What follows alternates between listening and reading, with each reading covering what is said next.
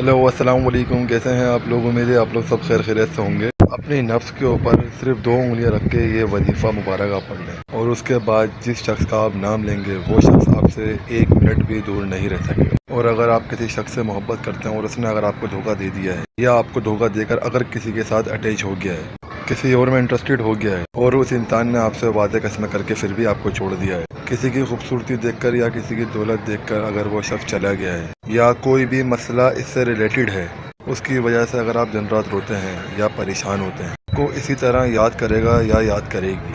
आपके दिल से अगर वो शख्स नहीं निकल रहा या नहीं निकल रही, आपको एक अमल ज़रूर करना चाहिए। माशाल्लाह से अल्लाह के हुक्म से इस वजीफ़े से बहुत लोगों को फ़ायदा हुआ है और हो रहा है, लेकिन आपने अभी तक इससे फ़ायदा हासिल नहीं किया। इस वजीफ़े मुबारक का तरीक़ाकार बहुत ही ईजी और बहुत ही सिंपल है। वीडियो को पूरा देखने से पहले कमेंट में कुन फयाकुन और अल्लाह अकबर ज़रूर लिखें और मेरी वीडियो पर लाइक और मेरे चैनल को सब्सक्राइब करना नहीं भूलिएगा और बेल आइकन पर ज़रूर प्रेस करिएगा कि आपको आने वाली हर वीडियो मिलती रहे। वजीफ़ा मुबारक पढ़ने से पहले मेरी वीडियो को लाजमी शेयर करें। वजीफ़े का तरीक़ाकार सुन लें।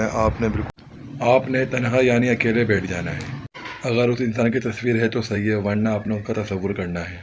उस इंसान का तसव्वुर करके यानी उस इंसान का सोच के अव्वल और आखिर 3 मरतबा दुरूद इब्राहिमी और दरमियान में 33 मरतबा यानी 33 टाइम आपने ये पढ़ना है, या मुकल्लिबल कुलूब। आपने दोबारा से सुनना है, या मुकल्लिबल कुलूब।